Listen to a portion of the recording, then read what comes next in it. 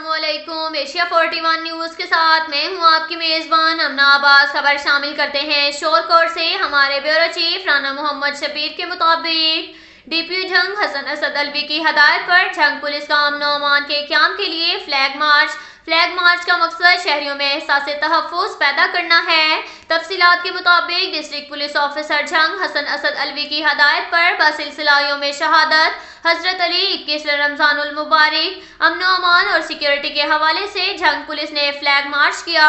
Flag march का आगाज Usman Munir Saifi SP investigation Jhang की ज़ेरे क़ियादत पुलिस लाइन झंग से किया गया।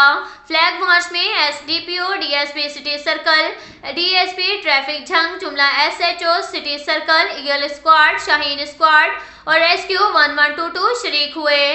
फ्लैग मार्च पुलिस लाइन से शुरू होकर अयूब चौक, तांगा अड्डा, गोजरा रोड से पुलिस लाइन में इख्तिताम पजीर हुआ। इसके अलावा अहमदपुर सियाल सर्कल, शोरकोट सर्कल में फ्लैग मार्च मुतलका डीएसपीज की ज़ेरे क़ियादत किया गया। डीपीओ झंग हसन असद अलवी का कहना था, पुलिस और दीगर सिक्योरिटी अदारे शहरियों के तहफ़्फ़ुज़ के लिए हमा वक्त कोशा हैं।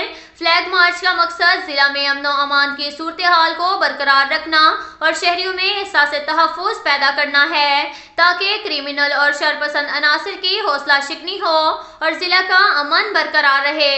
डीपीओ झंग का मजीद कहना था, अमन और अमान का क़याम अव्वलीन तरजीह है। शहरियों के जानो माल के तहफ़्फ़ुज़ को हर सूरत यकीनी बनाया जाएगा। कानून शिकन अनासर के साथ आहनी हाथों से निपटा जाएगा।